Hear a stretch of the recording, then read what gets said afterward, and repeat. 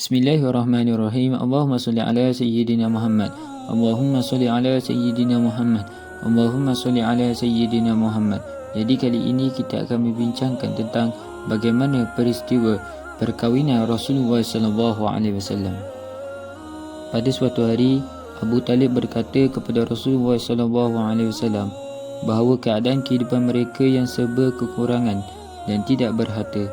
Lalu beliau menawarkan kepada baginda sallallahu alaihi wasallam satu tawaran yang andainya baginda sallallahu alaihi wasallam mahu, maka baginda sallallahu alaihi wasallam boleh menerimanya, iaitu berniaga barang dagangan Sayyidah Khadijah ke Syam.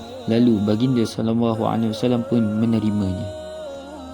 Sayyidah Khadijah ialah seorang perempuan yang kaya dan mulia, dan di zamannya beliau digelarkan At-Tahirah, yang maksudnya orang yang suci.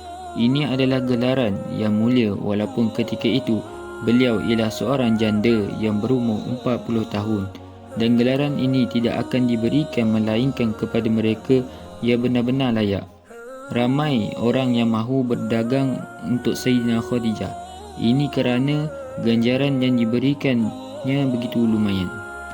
Lalu Rasulullah SAW menawarkan dirinya untuk berdagang barang Khadijah, dan ada pendapat mengatakan Sayyidah Khadijah yang memberikan tawaran kepada Rasulullah SAW untuk berniaga barangnya di Syam, dan Sayyidina Khadijah memberikan tawaran ganjaran 1 kali lebih dari ganjaran yang beliau berikan pada kaumnya.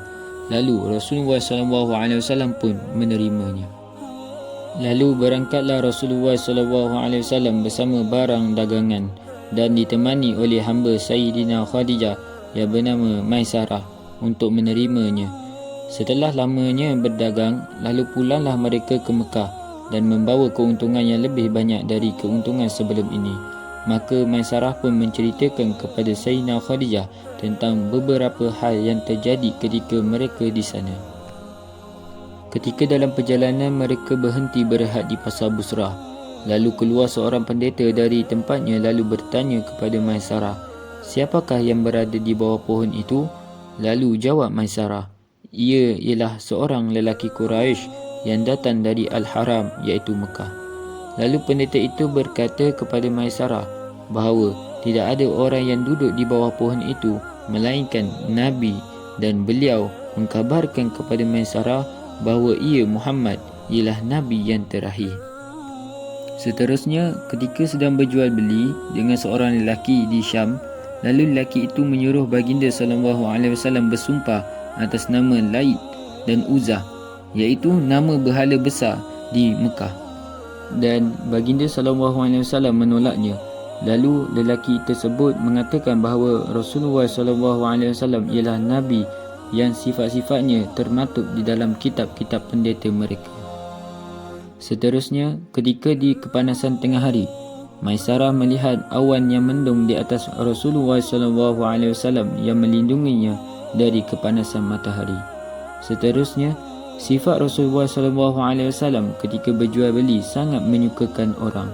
Seterusnya, senyuman baginda SAW ketika berjual beli sangat menyuka dan menyenangkan hati orang lain.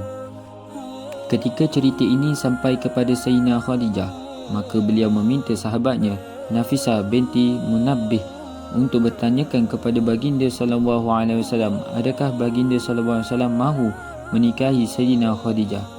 Pada mulanya baginda SAW mengatakan bahawa baginda SAW tidak mampu, akan tetapi setelah berbincang dengan Nafisah, maka baginda SAW bersetuju, dan baginda SAW pula memberitahu bapa-bapa saudaranya yang ia mahu menikahi Sayyidina Khadijah.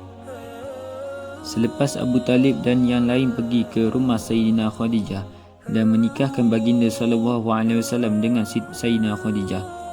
Tambahan mahar perkahwinan untuk Sayyidina Khadijah ialah 12 uruqiyah perak, iaitu lebih kurang 2 kilo emas atau 2 kilo perak. Wali Sayyidina Khadijah ialah bapa saudaranya Amr bin Asad. Pernikahan itu terjadi 2 bulan selepas kepulangan baginda SAW dari perniagaan di Syam.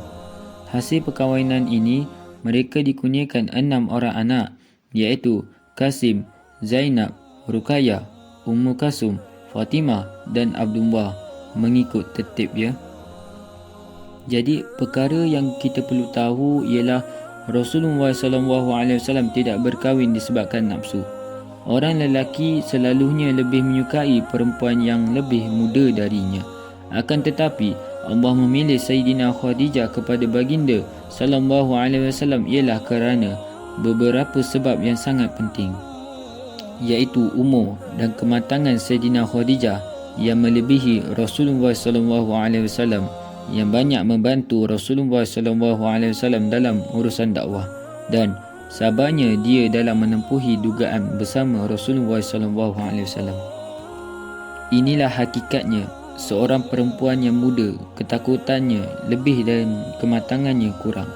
Boleh jadi jika Rasulullah SAW menikahi dengan seseorang yang lebih muda darinya, maka perempuan itu tidak akan mampu bertahan, dan ini kerana lemahnya dia itu menempuhi dugaan seperti itu.